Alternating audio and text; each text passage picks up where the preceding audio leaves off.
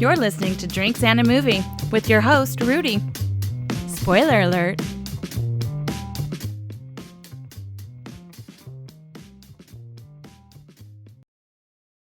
Drinks and a Movie podcast. Yo, what's up, everybody? I'm here with co-host Matt today. What up? And we're going to be talking the 2017 debut feature film from Justin Chon, Gook. All right, so that's the name of the movie. Just by the way, I'm just letting everyone know this is a tough word for me to say, okay? Yeah. So I don't feel comfortable saying it, but yeah, the artist has chosen that title as the film. So yeah, and we don't have to say the title again. Right, we can do it. All right, so let me pour a little bit for you. What are we beveraging today, Rudy? We're going to be drinking, this is Four Gate. This is their Split Stave by Kelvin, batch 10, straight rye whiskey. So Four Gate is a brand I've been wanting to try for a while. I hear some people talk about it, and I know they're pretty pricey, right? So it's been on my list for a minute. I've never seen it at bars or anything, but I always see it at stores. So finally, I had a few coupons accumulate for Total Wine. Oh, yeah. And like a gift card and stuff. So I was like, all right, let's just go for it. This will be like kind of one of my last big purchases. So let's go. Because it's like a $180 bottle. Whoa. Yeah. And it's MGP rye. So my understanding is it's MGP rye. So it's sourced from Indiana. It's their 95.5 recipe. And Four Gate is just the brand that bottles it, but they do some like special stuff with it. So this one is called Split Stave. Because what they do is they make a number 2 char barrel. So your normal number 2 char. But they also make another barrel that's toasted. I forget to what degree, but so they do like a toasted barrel as well. Yeah. Once they build them, they toast, they char the barrels. They break them down and then they reassemble it as one barrel. Because you know how there's like wood staves that make the barrel, right? So now it alternates. It's like char, toasted, char, toasted. So hence split stave. Yeah. So we're going to get, but the idea is getting both of those characteristics. So it's not necessarily finished. Well, I guess it is because they get the whiskey from MGP. I don't know. But finished in new American white oak toasted and char casks. Barrel finished, limited release. From what I understand, there's like 2,500 of these bottles made, I guess. And I believe it is a 7-year-old product. And I did open the seal. I put the neck pour in my Rye Infinity bottle. Oh. And I did drink some of this last night, but I was already a little too far gone. It was after I was drinking like bottles of Sagamore Spirit. So this is really kind of the first go. I've heard nothing but good things about this whiskey. Some people talk a little bit about the price because at the end of the day, it is just MGP rye. Right. And, you know, they do this little finishing thing on it. So it's pricey, but let's go for it. Yeah. And we've done some comparisons recently where we know how much barrels and time actually influences the final product. Okay. Oh, that's a really good sweet nose. That's just like rich caramel, cinnamon. I wish my sinuses sucked less. So I probably talked about it before, but my allergies and my sinuses, and I've had surgery on my sinuses. Like sometimes it takes like, I got to stick my nose almost in the, the damn whiskey. Maybe a little bit of toffee. There's definitely sweetness coming through. Yeah. Yeah, that's just like a nice nose. It's really nice, just a really nice nose. There's a little bit of that rye. Man, all right. Mostly sweet notes for me, but here we go. Yeah. A little more bold than I thought it was going to be on the palate. And this one is 112.5 proof. Definitely getting that, but. All right. So that was just the first sip. I'm going for another one now that I'm a little more acclimated. Yeah, man, I really love this nose. It's good. So I'm getting some cinnamon. There's definitely like some sweet fire up front, or sweet heat, I should say, not fire. It's not that hot, but yeah, cinnamon. Definitely get like the baking spices, that kind of clove, allspice vibe. It's very bold. It's kind of oily. I like it. Still a little hot on my tongue. That's not going away. Yeah, pretty decent finish. I feel like you get that like toasted quality. Like people always refer to like the toasted burnt marshmallow. Yeah, I feel like I get a little bit of that on the finish here.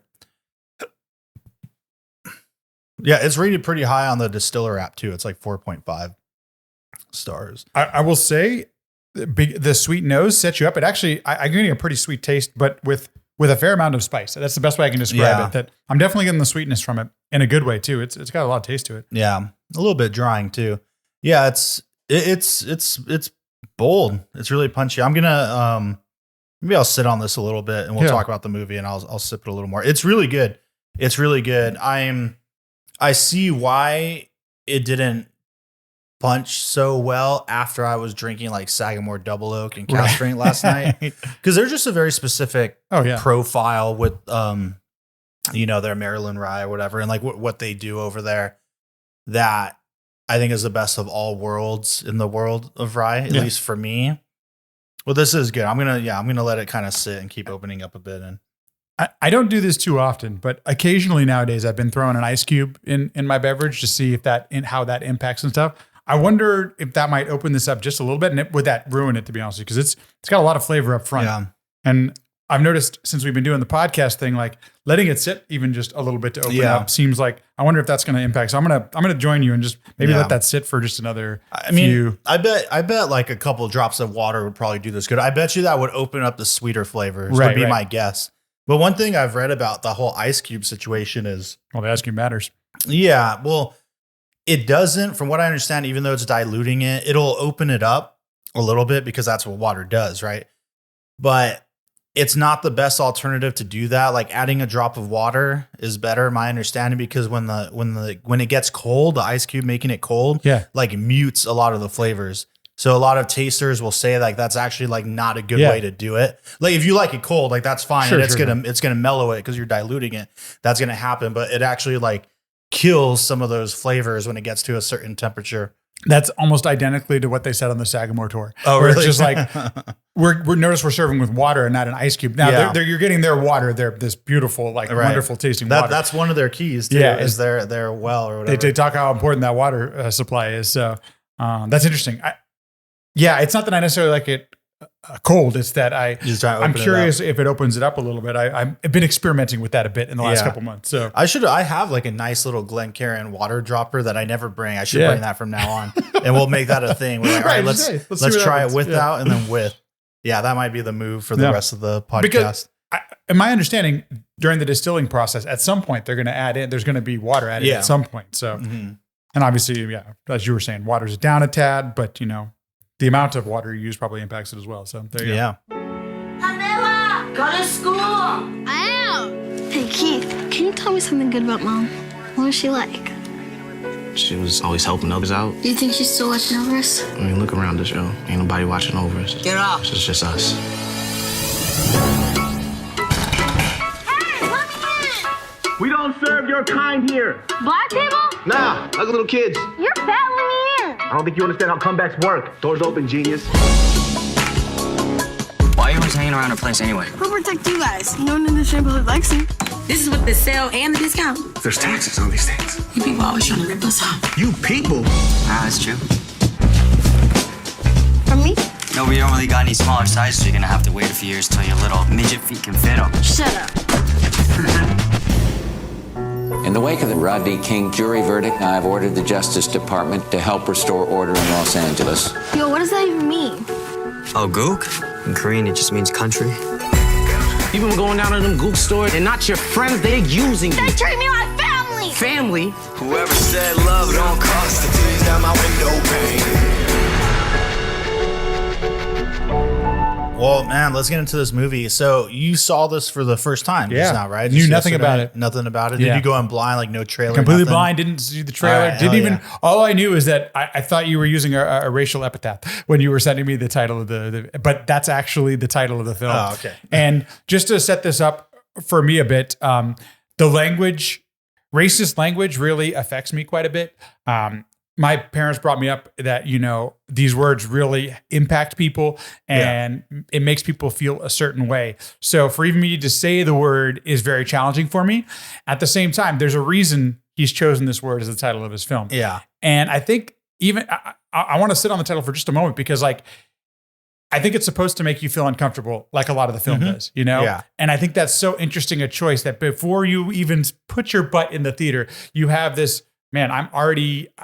I had to buy a ticket to this film. Yeah. You want Gook at 4 p.m.? Yes, I do. Right, I mean, it's like, so that's all I knew about the film was the title of it. Mm-hmm. And wonderfully, what a range of emotions I felt during this film, by the way. I will tell you right off the bat, I loved it. Absolutely loved it. Yeah. So impressed with the filmmaking, the acting, the writing, the choices.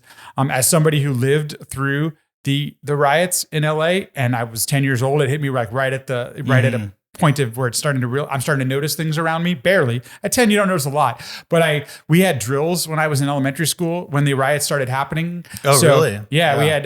That's when they first started civil disturbance drills. You know, to get away from the windows, lay down flat. So you know if there's any gunfire overhead. And when the riots were going on, you could see the smoke. I mean, we live in LA County in the suburbs. Okay, I'm 30 minutes away from downtown LA.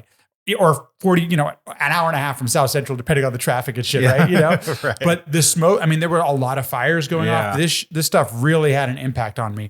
And my mom lived in Watts during the Watts riot. So it impacted her, which impacted the kids at the time, you know, the whole thing. Right. So this movie does a wonderful job of putting you in that time and place and then telling this really story that's going to make you feel a lot of things at the same time. So this movie hit me in multiple different ways. I almost was brought to tears, maybe even brought to tears multiple times in this film. Yeah, no, I was going to ask you about that experience because for me, I was really young at that. I was like a little tiny guy.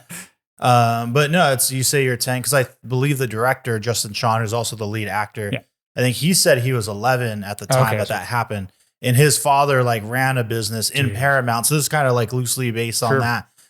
Very loosely, just his father ran a spot, and on the last day of the riots, he said that their store did get destroyed. He said his dad was like one of those dudes like on the roof with the gun and all that shit. So brutal. And the last day it got to them, and the business got destroyed. But I'll give you guys the synopsis off IMDb real quick. So here's the synopsis. Movie came out in 2017. Two Korean American brothers run a shoe store in LA County. Their friend, black 11-year-old Camilla, drops in and helps. On this day, the Rodney King verdict ignites the 1992 LA riots. So for me personally, I had no idea the setup for anything that happened that what felt like went on for a month. I don't know how long, but I remember Rodney King. There was some sort of thing with a trial and everyone saw the video. It's interesting because, you know, this is pre-YouTube and pre-internet, you know, a lot of internet ubiquity. There was the internet and stuff. So but we were getting live images 24/7 of what was happening. The verdict, the first stores that, you know, reported any sort of violence towards them. And I didn't understand any of that. All I knew is that a lot of people were pissed off and there had to have been a reason. Like my parents did the best they could to try to explain it to us. And so did my teachers because they had to. We were doing a drill based on this, you know, but how much can a 10-year-old understand? Right. So it's so interesting watching this film, probably similar age to Justin, and having just reminding yourself of what it felt like as a 10-year-old to watch it. So I think there's still things I don't think I'll ever understand because I'm not black. I didn't live through it the same way that these people did this was a very deep hurt that a lot of people felt. And at very least, that's one of the things I think this film does so well is that it at least tries to find the empathy with a lot of the different characters. Sometimes they're just a little bit more heightened emotions and stuff like that. But I really do think this film really does try to give you some understanding, or at least empathize with different characters in the film. Well, one thing I like too is obviously the perspective, right? It's a perspective that you don't get to see often, if ever. So that's number one. But even with the characters, I really love the conflict within all of them. Like, are they all necessarily like the best people? No. And then you want to empathize They're flawed. Everyone's flawed. You want to empathize with certain people like the Keith, right? The brother of Camilla. Yeah, but he's an asshole and is making bad decisions too. You know what I mean? And it does amount to, I think, like a powerful moment when, you know, I'm jumping way ahead, but when they're in and so spoiler alert, again, this is a movie I think everybody should see. Like make sure you go watch it. Where did you see it? I'm sure I have the Blu-ray, but I'm sure it's streaming. The first time I saw it a few years ago, I think it was on Netflix. I don't know if it's still on there. It might be on Hulu or something. I think I had to rent it. No, maybe I didn't. Oh, okay. Amazon. It's on Amazon. It's on Amazon. It's on Amazon. Okay, yeah. So you can definitely find it and stream it. I mean, pick up a Blu-ray. That's what I did. But the transfer is wonderful on Amazon. It was like super high quality. Oh, it looks great. It's a really good looking movie. Yeah, it looks great. Really great cinematography. Like some of just really good, I think, like contemporary black and white photography, and then it captures totally like just the kind of street and the aesthetic so well. But you know, I love the flawed characters. I think that's a good move. Instead of painting certain individuals as like perfect people. No. I think that was the right thing to do. And even these like I love the dynamics with it's harsh. It's really harsh, but between the two brothers and Mr. Kim, the guy that works across the street. And that's something that like sadly at times, and I'm sure I've shared stories about this on other podcast episodes that I unfortunately have related to at low points in my life that like really made me, reevaluate myself and all that. But I think that dynamic's great. And that moment I was talking about, the build up with like Keith is when they are in the hospital when she's shot. And like, dude. I hate how then, he starts taking it out on Justin, right? He's like beating up in the hall. Like, this is your fault, blah, blah, blah. Obviously it wasn't his fault, but the emotion getting the best of him because he knows deep down, like he caused all this and it didn't have to go this way. And you get that. I really hate this. I'm going to try not to say this where I just hate it, but this like toxicity in this guy's family and I guess how he came up is what I'll put it when he starts like punching himself. Yeah. When he's crying and like so brutal. hitting himself. It's like a really hard moment. But man, it's so powerful. And then, Eli's got to like stop him. And I just love that from there. You don't really necessarily get the answer. The camera just pulls away as they're in the hall, like edges of the frame. And then the next shot, he's in the car just crying. You know what I mean? I think that's the thing that I think the film does. There's so many things it does well. And the fact that it's beautifully shot really does enhance everything else. But all of the characters, at some point or another, it's going to be revealed. You get an understanding of perhaps why they're at this place in life. Like even with Keith, does some really repulsive things with the guns and stealing and all this and maybe how he's treated some of his family. But I'm like, I think a lot of people can relate to maybe why he's in this place. You hear about how he lost his mom. You hear about the environment that he's in and you see what he's having to deal with and he feels like he's got to support his family. Like, I know he does some really repulsive things, but at the same time, I have a ton of empathy for him. I didn't quite understand at first, why is he so brutal with his brother, but then has all this love in his heart for Camilla? Like, what's that all about? Right. And then as that relationship gets revealed, you can understand, man, like, that where they're at in this place in their life, like this is why especially I think anybody who has siblings can relate to this too, where like we're probably sometimes our most brutal with our siblings, even if we do love them or if we hate them, And I really related to that relationship because like I think in the end of the day, there is some love there for his family. Yeah. But at the same time, he's totally brutal with his brother, like the whole film, dude. It was tough. But then I'm like, man, he's been through all this shit. He lost his mom. Like all these things have happened, And so that's the thing I think this film does so really well. Even Camilla, like everyone, even Mr. Kim, everyone gets their moment to at least come to an understanding of why they've arrived at this place. Yeah. And I just think that's like really brilliant filmmaking. Yeah. Well, and just the way like these layers of information are revealed and everything. Yes. I mean, that opening scene, I think does really great work. And we see that, all right, he's out there early in the morning. He's hustling, right? He's getting these shoes. Totally. This is how business works. Checking, that's his distributor. Now he's got to be careful because these cholos and then we see that he immediately right off the bat gets jumped just for no reason because he's Asian, whatever, And then coming home and then like, all right, you better be ready. We got to go to work. So he's already like had a pretty rough, like he's already had a day, and it's like in the morning. A black eye. Yeah, he's got a black eye already. Like already gotten jumped. Like made this whole business transaction, and you get the sense that he's kind of carrying his brother a little bit. But I like that aspect too, is it's because his brother clearly has like dreams and a passion that he's trying to pursue that we find out he's actually really good at. He's got a great voice. But unfortunately, given the time and the circumstance, like it ain't going to happen for him, But the demo has dogs barking in the background. But there's a lot of comedy in this film for as heavy as the subject matter. Yeah, man. And his brother like really gets put through the ringer through this whole movie. But so that was one of the few things I bumped on, but then I thought about it in the context of the film. So the brothers get jumped very quick in this film. Anytime they go out, basically outside of the store or their house, they're getting jumped. There's a lot of violence. But then I remembered, wait, this is a film, and he's really trying to do. The film is efficiently made. It's not very long, and it's a fast, 90 minutes, hour 45. It's not a long film. Yeah. So the fact that these things happen quickly makes sense, but also it's in one day. So it makes sense that some of these things happen. And this is just the world they live in. Yeah. Like, when Eli ends up at work, the brother already knows that he got jumped out. He doesn't have to say anything because they know what happened. And even the way he treats his brother at first, I'm like, God damn, he left like 9 o'clock. He's pulling out of the house. Just, those little details. And one of the things I think I really was impressed was how well they developed the relationship between the brothers and Camilla, like right off the bat. Yeah. I almost was getting emotional the first time that we see her world and how the brothers treat her when she comes into the shoe store and everything. I just thought that was really efficiently done. They wrote all the key points that you need to know. And you see how Camilla, what her reality is like, doesn't go to school, wants to hang out at the shop, works for free, because it's not just wants to hang out. Yeah. It's not at her house, which is not a place she wants to be, obviously. So, and I think this is where really good performances come in too, because just based on her performance as a character I already like, she's got this charisma on screen that is just like, as a character I could automatically relate to. I don't know.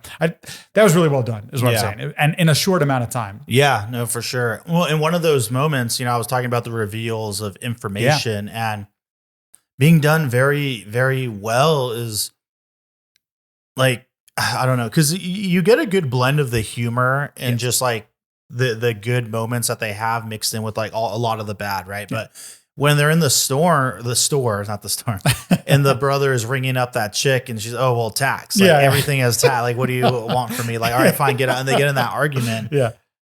And when Eli tells him, like, I don't forget what he said, like the full conversation, but he's like, you know what? Dad used to piss off all the customers when he was here. And where's he now? Yeah. And so without saying it like outright, we already understand like, oh, okay. So clearly, in the subtext here, he was murdered. Yeah. Without having to say very much, by the way, too. That's it. Just where's he at now? Yeah. What happened to him? And I like that, keeping it more on the subtext and putting it right on the nose, and that's all we really get about that. Like later we get the picture and we get the information from Mr. Kim later, which is, I think, a really great scene. But and that's one of the, so it was, as I was watching this film, I'm sure you probably had the same thought, but Do the Right Thing comes up, is in the back of my head as I'm watching this film, because there are some really interesting things that work really well for Do the Right Thing, where you have some of these characters who are a little bit larger than life. And that's the way Mr. Kim felt to me right off the bat. I'm like, why is he going so extreme? This little girl is just trying, but it tells you a lot about Mr. Kim, the fact that he is not afraid to, he almost, it doesn't matter. It's so interesting that his character is so hesitant to work with people in the community, yet his shop is in the community and this is how he's going to survive. And it reminded me of just some of those things that happen in Do the Right Thing, where it sometimes seems like these people are a little larger than life, but it makes sense because you want the audience to feel a certain thing. So now I already have some preconceived notions on Mr. Kim just based on 2 seconds of Camilla walking into the store. It's all that interesting stuff. And again, we get into the flawness of all the characters, right? Including, again, I like that we get into these flaws of the characters because it's easy. And I think this is part of what anyone would want from seeing a movie like this, right? And even Do the Right Thing, where whenever I watch these types of films, I just think like, man, if only you would talk, if only you would communicate. Right. Just like it doesn't need to be this hard, but yet that is the reality. And that's real world. That's what happens, right? Yeah. And it could be so much simpler, but because we as people, I guess, don't like to communicate, it just doesn't work out. And the thing with Mr. Kim too is, I mean, I've seen people like that. Like I've met those store owners, still exist in LA today. Go to or anywhere around our area. Yeah. So. And it's one of those, just, I guess, one of those weird moments where part of me wants, and also Camilla, it's like she came in and kind of teeters this line between being like a nice little kid, but also like a real bitch to him. Like the way she talks to him too. But also it's like, well, she's a kid and look at who's raising her. Look at her role brother. Models, Like who does she have? Like it's all about being tough and about being a certain way. And even with Eli and I'm already forgetting his brother's name. Was it David or is that the real guy's Dan, name? or I'm so bad for forgetting it. Give me a second. Yeah. But even they're not always, talking to people the right way too. But totally agree. Daniel. It is Daniel. Okay. But David is the actor's name. That's right. Yeah. David. So I think, but yeah, man, I think that is an interesting kind of vibe with him. And I'm going to skip over to his whole like scene later on. Yeah, I don't think you have to, this is one of those films, I don't think you have to do beat by beat. I think it's the characters are so interesting in a film like this, Because he ends up coming into the store, right? And he's like yelling. And this is the thing where stealing, whatever, obviously wrong. I would be mad too. But then he hits her. Dude. Like he hits this little kid. So of course now Eli and Danny got to like curse him out, kick him out. Like it's turning into this whole debacle. I think this is the point where he brings up his father. No, I think it's later when he goes to the store. But yet there's like a degree of, well, we can let bygones be bygones, because later Eli tells her like, yo, go to Mr. Kim and get change. And he's not even like thinking about the fact that we had this whole fight. Right. It's just like, whatever, like we're going to get over it. Because he has to close it. He's not going to be able to make money if they don't get change for this thing. But, you know, sending her to do it. And clearly she doesn't want to do it because like he just hit me earlier. I don't want to roll up in there. And that's the thing. It's like, then she goes in, flawed characters, right? Yep. And she is rude about it. I'm not saying she should have. Apparently, she needs to go. There's some sort of, you know, she got to be a boss or something. Yeah. It's a weird. Yeah. But you can understand why she makes those choices. That's how my family reacts. And it's it's another real world thing. And I don't think Mr. Kim should have pulled the gun on her. But I mean, I also, you know, I don't know. it's something had to have gotten to this point, right? Yeah. I'm of the firm belief we're not born as racist, right? We're not born hating each other. Some people, by the way, do believe that. I don't, okay? Yeah. So something had to get him to that point, and the way that he was raised and all the things that have happened to him in his life. I'm not saying I condone it, by the way, because he makes some really poor choices, and I just don't quite understand hatred for each other. But and that's what I love is we do get that information later. Like we do. Because it's at this point, that's when Eli goes in, they get in the argument.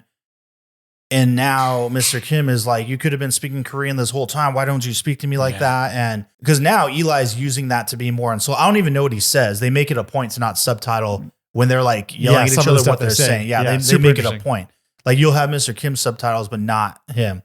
And that's when he brings up the father. Like, oh, he'd be so proud. Like, look at you talking to your elders like that. He's a very traditional older man, right? By the way, that is actually Justin Chon's father in real life. And does a great job, by the way. Dude, he's what an acting completely job, believable. Yeah, absolutely, man.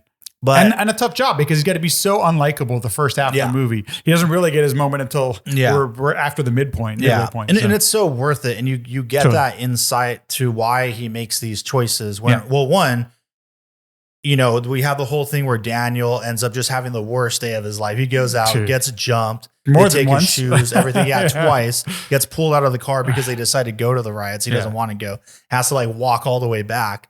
And when the van stops by and he thinks it's someone who's going to try to jump him again, luckily it's Mr. Kim. Yeah, thank God. Because I like that aspect where even though, you know, they were fighting earlier, it's like, well, we got to look out for each other. Like there's this whole thing going on. At this point, the riots are in full swing because before the night was when the verdict went out and everybody's watching it on the TV. Yeah. But when they're just like talking, and what does he say? He's like, man, you're talking like you're in the army, army or something. And he's like all Korean men have to serve. He's like, in Korea, every man has to serve in the military. And the surprising thing is that the movie implies that Eli and Daniel barely even knew that Mr. Kim knew their dad, you know, and it turns out they started the story. I mean, they started all together. This, you know, there's all this history there, and it wasn't said until something. And by the way, isn't this like real life in general, where quite often these huge tragedies are the things that like bring us together? Like we don't really know how we feel about each other sometimes until big awful shit sometimes happens. That's another thing where I was like, dude, this is so real life right here, man. The time that finally brings you together is when, I don't want to say Mr. Kim saved his life, but basically saved his life. For all we know, he could have gotten jumped and killed again, you know, at some point in this movie. So it feels so real and authentic at the same time, heartbreaking because, man, this guy, you know, has a lot to offer and there is common ground and all this stuff, you know, it's super interesting. I love that scene and just that whole reveal because the you know, we all have to serve,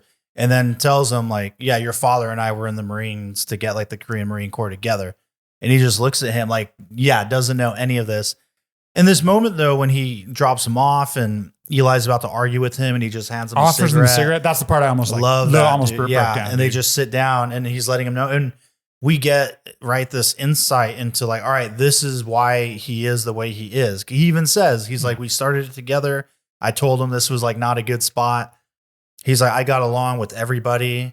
And what's funny is what he's basically saying is like, their father was kind of the asshole. Like, this is the second time we get some insight into that. Yeah. Because Mr. Kim's the one who's like, I got along with it. Like, all the customers, everything was good. It was always your father that was like, brutal, man. like pissing people off. Yeah. And it's when somebody stole stuff from him. Yeah. And he's like, ever since then, I just couldn't, I saw people differently. And then clearly he left the store, and then his business partner got murdered along with their mother. Yeah. So now you see why he's on edge and why he's angry, and he treats people like, obviously, yeah, that's not right. We want to be tolerant, but again, you can empathize with it, right? You get where like his friend got murdered. He still has people tagging his store and stealing stuff from him. Of course he's angry, Yeah. They brought this up in the movie that like Mr. Kim came here and the brother's dad came here for a better life, Yeah, to give them a better opportunity. Because I'm always like, who fucking cares if the little kid steals Twinkies? What does that matter to you? Why would you get so pissed off about that? And then I think about that. Well, that's affecting Mr. Kim trying to support his family and the brother's dad trying to support their family. Yeah. That's why those things matter to them.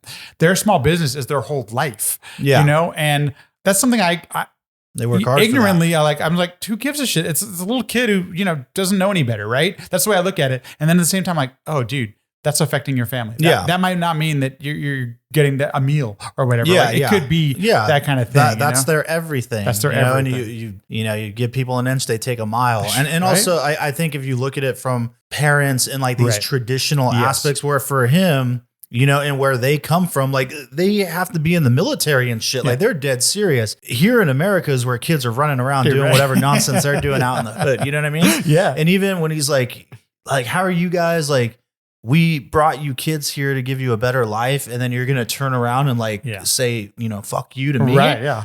Like you're going to say that you're going to talk to your elders that way when we like sacrifice everything for you guys. But then you get this, in this sad situation where for the two of them, like, they don't have to serve in America. They get to pursue dreams. They get to pursue what they want. Singing, so there is that aspect, but yet at the same time, because of the tragedy, they are still trapped in like trying to hold this thing together. And I feel conflicted about the kind of ending and what they do with the store, because I think it's probably the happiest ending it could have happened, obviously, given what happened, because then they're going to move on. It's like, well, we got to find the next thing. You got to move on at some point, we're right? just here trying to survive and do it because it's what our dad did. And we're not really like trying to have the better life. We're just stuck here, And I don't know if some of the subtext, at least that I read into it, was that destroying their father's store wasn't necessarily destroying their father or what the father had wanted for the family, right? No. Like maybe it was the right time at the right, all those kind of things. But moving on, I assume most parents just want the best for their kids, right? Yeah. Like that's the thing. And for these two, it probably is better that they don't run this story. It's making them miserable. It's making them make these choices that they're not happy about, And look, we're all not going to be happy in this world. That's totally fine. But at least you want to have some satisfaction in what you've contributed, like if you want to support a family or support a partner or any of those kind of things. It was important for Eli and Daniel to support Camilla. And that was something they wanted to do. So at least they had that. Yeah. So that's why I think you're probably right. Of all of the possibilities that the story could have ended, this seems like it at least reasonable for these two based on what we know about them. Yeah. Yeah. The one thing that just bothers me about this movie is, Keith is going to come to get those shoes because they catch Camilla with it, which is a really sad scene when she's kind of connecting with like, oh, what was mom like? She's thinking about it because they were talking to, Eli about it. He gives her the picture. Dude. I found this and it was like her mom with their father and her as a baby. Yeah. And, then Keith and you feel for him too. And this was like, man. Again, I love it. It's such good filmmaking and storytelling. Like he's just such a good storyteller. Yeah. And all the actors like deliver. Like everyone should have a way bigger career right now. Dude, no kidding. Is when he's getting mad at her and Regina and kind of fighting, getting the picture and like, they're your family. Like, and when he's crying but trying to hold it in because he's got to be like masculine, right? Yeah. And he's like, what the fuck am I crying or whatever? Right. And you feel that conflict. Like he's trying not to let that like sadness get him. He has to channel it in like this rage and racism and all that. And all of it, but it's however old he is in his 20s or something like that. And then punishing her for that's a hard scene when he's like, she's on the floor and dragging her and shit. And that scene's brutal. And it's so well, the way where the where the camera is placed. Yeah. The acting is just on a whole nother level Yeah. there from all three Everyone, of them. yeah. That scene doesn't work unless those three turn in that performance, by the way. And I'm not sure what the writing was or if some of that was improvised because it just feels totally raw. Yeah, it does. I imagine a lot of it had to be on the page, but like, holy crap, does it feel completely raw and authentic? It's very tough to watch. For a movie that has some really brutal violence, that's one of the most toughest scenes to because you're not allowed out of the space. You're in that space with them, and they make it a point to be very confined in this like real house. It doesn't feel like they're in a set, and it's like we're gonna pull this wall back. Like the camera's handheld in the mix with them. Everything's like tight and confined, and the closets are look like real closets, and the clothes are just enough for you'd think that this family would have, and the whole thing, man. But they go to get the shoes, and Jesus is like, yeah, I put them on the roof. You're good to go. Because he gets jumped by those Cholo guys again, and they swapped out the shoes, which is like a little funny moment. But for me, I'm like, guys, just leave the shoes up there. Just leave the store. Just escape the store. Dude. Nobody knows they're up there. They're going to go in. They're not going to find them. Just leave. Once again, Eli blinded by, this whole, this is our whole life. Yeah, we got it. We're not going to be, it's over. We're done if we don't have this. And then they get to the point where they're on the roof and they could have like, all right, well, you're here. Just be quiet, lay down, don't say a word. And then now he decides to like give. That's the one part that gets me. It's like, oh, now you're going to give up. It's just like, you've already gone this far. Why are you giving up now? And, then that leads into the accident with like Camilla and they get the gun and all that. But which is, it's pretty well foreshadowed. It's not, it's one of those things where something has to happen with this that's going to affect these people. So hopefully moves their lives in a different direction. And, she trips and has a gun, and an 11-year-old with a gun. This is the shit that kind of can happen, Yeah. And the race to the hospital is just brutal. If the argument in the house with Keith and Camilla and Regina, is that the sister's name? Wasn't brutal enough. This whole sequence into the hospital is just heartbreaking, gut wrenching, well acted, well executed. Well, the POV of her and just like the optics and everything, beautifully shot. Good. Carrying her on like into the hot. They're trying to like get a dog.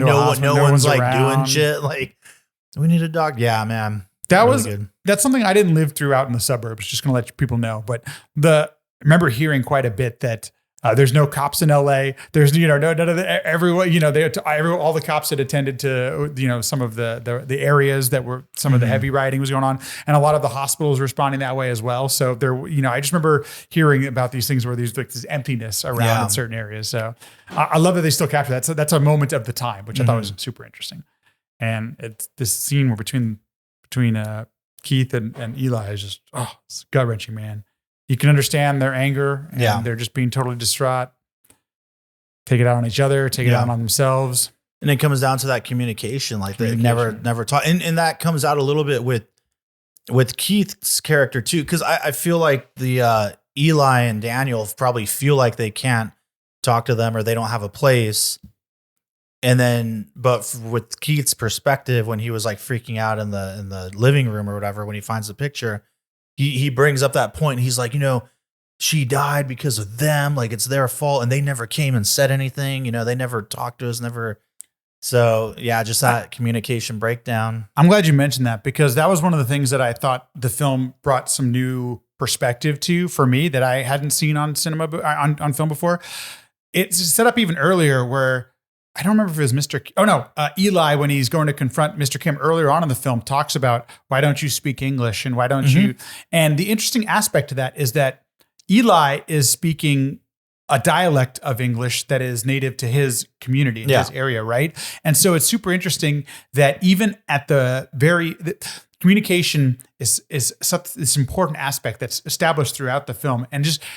It was interesting to see it from his perspective because, first of all, it's not one we get enough. We don't have enough Asian American filmmakers or Asian filmmakers in the States as it is. So getting that unique perspective and hearing it from him, somebody who's trying to assimilate into the culture, right? He's trying to speak the way he hears his neighbors speak and things like that. I just thought that aspect was super interesting. And it still becomes a problem even to the end that there are still some things that they struggle with communicating to one another, even after some of the barriers are brought down, and that's so important. And I don't even think it's like trying to. I think they are fully assimilated. Like they're full on like American. Yeah, you're right. But in that, that's a strong moment for me when they're having that I was going to say conversation, but that shouting match. Shouting. And because then he tells like, this is America, speak English and all that. And I mean, I told you, I've had this bad moment where like I almost said that to some people that were like, are like fighting with me on like something really stupid about like parking. But even for me, like I almost said that same thing. Right. And I remember that I like walking away from that and being like, oh shit, like, is that like, that's in me? Like that all, like I didn't say it out loud, but the fact that I was thinking that way, I was like, oh man, no, like it got me. But so that's, you know, one of those, I think, strong moments. Real world stuff. And it's tough sometimes to even, I think that's also part of what, I think that's maybe what the film evoked in me too, is that sometimes it's tough to admit some of those things to ourselves as well. Oh yeah. I'm sure many of us have had that, especially if you live in Southern California, where we're this huge melting pot of all these different types of cultures and languages and stuff. And if you work retail or any fast food place, you know, at some point there's going to be a challenge taking somebody's order because you don't speak their language, you know, and it's interesting how much that can affect things. And sometimes it unfortunately takes these horrible tragedies to bring you to a little bit better understanding of each other. And I think that's one of the things does the film do so well in that sense. I mean, I think we're at the point where we can probably start wrapping it up. I don't think I have too much more to say. But the one other thing I would like to say, we didn't touch on it too much. I think the humor is incredible in this film. Yeah. I wasn't sure if I was supposed to laugh at first, especially with how some of this had. But one of my favorite scenes is where Eli and Camilla are going through the car wash. Oh, and right. They come out and his car's been tagged. You know? So, and it has the bad, you know, the racist word on top of his car. Yeah. But it doesn't clean one drop of it after they've had this huge car wash thing that he had to pay for. And you know, money's tight and everything. So I thought that part, but there's scenes like that throughout where the humor is actually, it's dark comedy, but it's obvious he wants to make people laugh while still feeling something about the film, which I thought was really cool. Yeah, I mean, it takes you on a bit of a roller coaster, even like the brother flirting with the girls and all that. Yes. And, the manager discount. But then that leads into them getting into that really dark argument. And that was the one other point I wanted to bring up again was the Daniel character, again, just more great acting throughout every bit of him through. And then you feel like, yeah, like you said, he's just constantly getting pummeled by his brother at all times. And I like that moment, too, when he finally comes back after going through all this shit. And then when Eli's like, oh, yeah, must be nice. You just leave, must be nice. And when he's like, you know what? Like, fuck you, dude. Like, I almost died today. Like, it must be nice. Like, how are you going to talk to me like that? Like, you don't even know. Right. Like, and clearly he's all torn up. Blood's they all took over his shoes. Yeah. Like, and it's heartbreak. It's sad that like Eli just doesn't like sees just through all of that and sees him just as like a fuck up, basically, you know? And at the same time, I wouldn't be surprised if Eli's dad treated him the same way. Right. You know, like this is what happens in families, right? Where the only way you know how to deal with your family is like this. So that's the power of this film and how well. Wow, that's crazy. Yeah. Now that you mention it, he does have almost that like fatherly kind of vibe towards him. Yeah. We had, my brother and I had some really good friends growing up who they were Korean. They were Korean descent. And one time the younger brother mouthed off or said something he shouldn't have to the older brother. And the older brother slapped him across the face. And immediately the younger brher went silent and like, I had done something wrong. I'm obeying what my elder tells me to do. Like there are certain dynamics in different families that like, that's just that's the way it is. And so you get institutionalized to it. And so that's why I have so much empathy for all these characters because they're only doing what they know how to do. This is how their family operates, you know? And it's, talked about it with Keith and Regina and Camilla. And so it's like, my heart breaks for these people because, you know, they almost don't even have a choice. Their blood is built to do this, you know? Yeah. And at the same time, it's heartbreaking. It's just totally, and that's a testament to the writing, the acting and everything on top of that. And just this beautiful cinematography on top of it. That's the one thing I'm just like, man, you've got all this good stuff in place for a story. And then you're just these beautiful shots in black and white that is just. Yeah, he's someone, I don't even know how you pronounce his name, Ante or Ante Chang or whatever. I've been wanting to get him on the, he's one of like the bucket list podcast guests. Do you know what they shot on, by the way?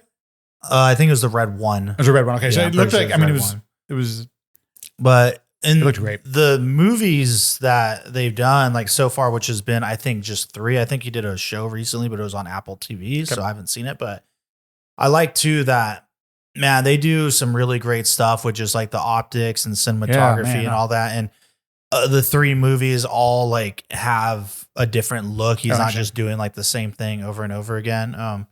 Yeah, I'm trying to get him on the show hopefully one of these days, but it's been a while since I've reached out, but the scheduling just didn't work out because I love his film. when you're a good like cinematographer, you tend to get to work and travel and do all this cool stuff. But thanks for sharing the film. It definitely makes me think about some of the choices I make in my own life. Like that's the best. I had no idea it was going to be this heavy. I'm going to be honest with you. And at the same time, I'm just like, damn, this is one of those films that you're going to think about long after you've seen it, you know? Yeah. And I think that's part of just how well it's made. Yeah. Really good film. Really, and just, so many good moments. And everyone just has to watch it. And check out his other movies while you're at it. I'm going to. At this point, I want to see everything he's made now. Yeah. No, Miss Purple's great. I already did a podcast episode on that like a couple years ago. Cool. And man, blew by you. And that one they shot on 16 millimeter. Ooh, dude. That movie is so good. We'll cover that soon. Yeah. I have the Blu-ray. I'll let you borrow it or something because I've been wanting to talk about that one. I do want to comment also, like, as tended to happen, as this opened up, I got a little bit more of the flavor. It got sweeter. I was about to say it lost a little bit of the spice on the heat up front, but damn. It reflected the nose a lot absolutely. more. Yeah, man, Four Gate. I'm so glad I finally got to fun. try this. Like I've just been staring, and it was between this and they had like a couple other options that are all around the same price. Another one was the Andalusia, which was a some type of finish. Like I think it was a sherry or some other type of wine finish. And I was like, shit, which one do I get? But I couldn't find many reviews, and I was like, you know what? Let me go with this one. So maybe next time I'll try that. Cool. The other one they got, but yeah, everybody go check this movie out. I think that's a wrap. It's a good one. Yeah. Cheers. Thank you for listening to the Drinks and a Movie podcast. You can now find us on Instagram at Drinks and a Movie Pod, where we'll be posting photos from all the various films that we discuss. You can also email us at drinksandamoviepod@gmail.com. Please rate, review, and subscribe, and thank you for listening.